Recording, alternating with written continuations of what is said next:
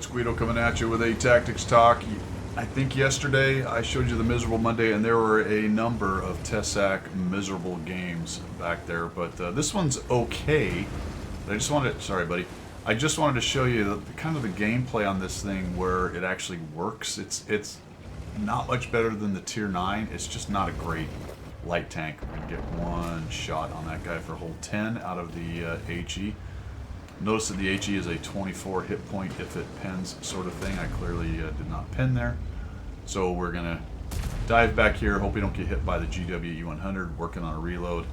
And now I got to find a way to do this. You know, if I had pushed in against the Manticore, maybe I do some pretty good damage, but I think I probably eat a bunch more shots out of that because I don't think I had enough in one magazine to take the guy out. Just kind of a tough thing with this tank. So what you're looking for is ways to get it into the battle where that auto cannon can do the work. And it's decently fast enough that it can circle things and do strafing runs, but you gotta be careful because you're exposing yourself. So I see that we have a pretty good, at least initially when I pushed in there, I thought we haven't had an overmatch, and then I realized no, we don't. They have a pretty good number of tanks, but I'm not on the over on the other side, so that's a long drive. The middle, I can't really push without eating a bunch of shots. Come up here and see if maybe they can reduce some hit points and I can be a bit cheeky with these guys. If not, I might go up the road and swing around to the middle. So I'm sort of watching what's the VZ doing. Alright, nobody's in the middle peeking, so I don't want to take a shot pushing him here. So let's move up this way. Yep, there's another DBV. So that's a guy I didn't really realize was there. And now we got another DBV. Alright, so now we got some backup. And I'm thinking, oh, there's a 50 there. Okay, so let's move this way. We'll kind of take a look at what's going on. Like I said, I find it difficult to get this thing into the fight. But the VZ is there. Oh, they took a big hit on him. Let's see if I can get in. Oh, look at this. Let's just make a runner. He's within killing. There we go. Maybe we'll be able to clip this guy out. Nice. And we sneak away. But, you know... that maneuver just as easily gets me dead. The ST2s may be ready, got HE, who knows. But we end up taking down a tank. We got one kill with a whole 421 hit points right there. So we sort of broke open that fight. Now we can use the thing's speed. We'll swing back around towards the middle, see what we can do. It looks like we're okay down in the south. We got a decent advantage of 5-3. And that's the thing.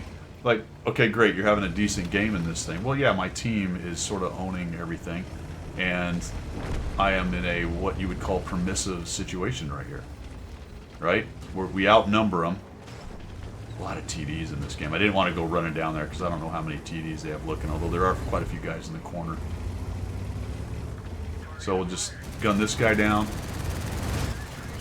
Like, okay, whatever. There's another kill. Holy cow, there's a DBV. Hopefully he doesn't hit me. Whole 730 hit points.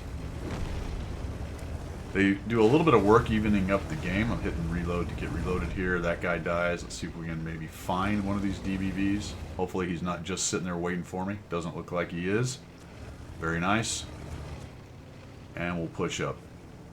Again, a permissive game, right? Is this how the games always go? No. I haven't really done anything, if I'm honest, to make the game this good. I've only done 730 damage. I think my killing of the VZ helped, but probably that group wins that fight anyway. It certainly was an aid. We'll come up here, we'll auto-aim this guy, and we'll let him have it. There we go. Somebody else hit him hard, and we do a little bit of damage and finish him off.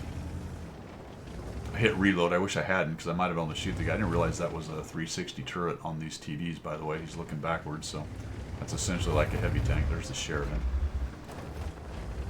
He takes a shot at the 50B. Oh, geez. Alright, so there we finally get thumped. Don't quite get the kill off of him. We're just going to save the shells and maybe try to get the Sheridan here. Get around on the other side of the AMX. 1100 damage, 1300 assist. Kill him off. Go around behind him. That guy dies. And it's a Rompel Stomp, right? So, great game. Well, not a great game. Great game for my team. Okay game for me. Felt like the most I'd ever done in this thing, but everything was, like I said, very permissive environment. I was able to get away with a lot. I think the most dangerous move was the one over the heavy area, but I was paying attention to when they shot, and they took a big hit out of the 55, and he had just shot I think the DBV took a shot and he was backing up. I didn't really know where the ST2 was in its reload, but I took a chance. Would kill him off great. Moved back to the middle. Not a huge big deal. That Manicore died, so I was thinking about taking the middle, but I didn't have to because he was the only guy there. Swung out there and killed a near dead leopard that was going to get run over anyway by my team, and then flowed up here to all the rest, the whole 3 other tanks that were left in the game. So I ended up with 4 kills of taking out, near dead tanks.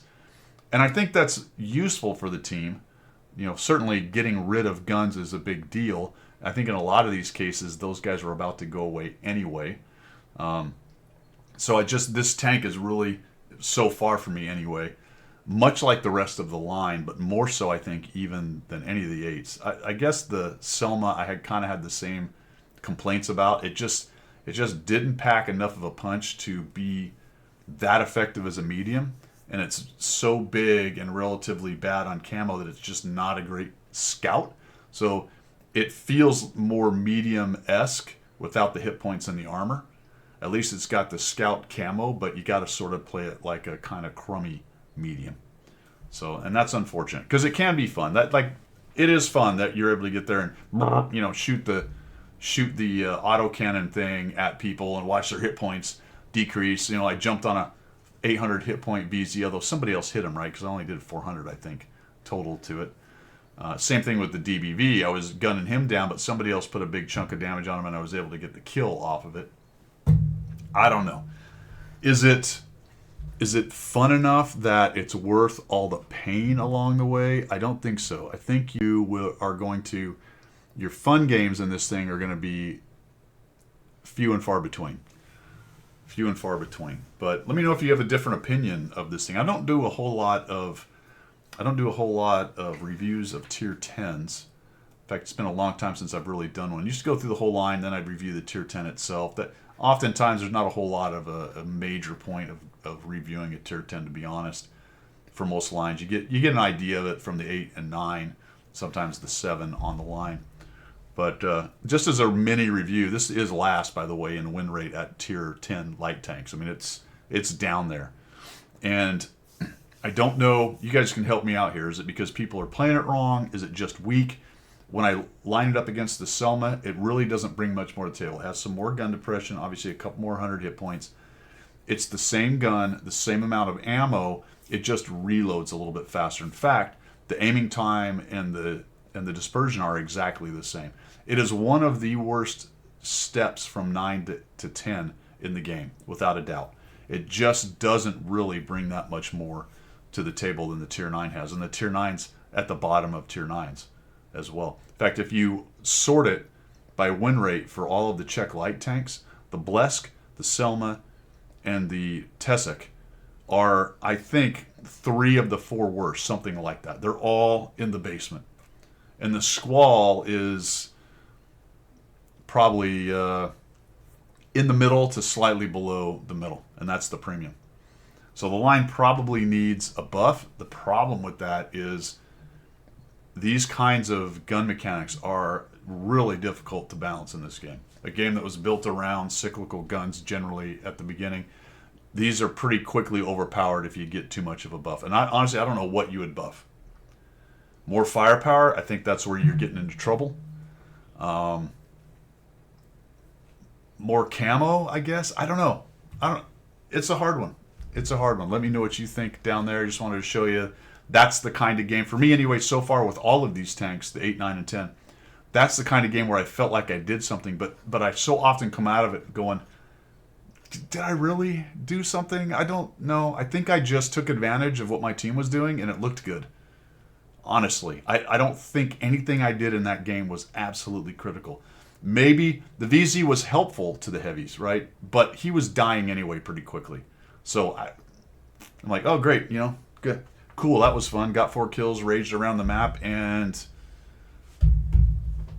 I don't think it mattered. All right, that's all I got. Let me know what you think. See ya.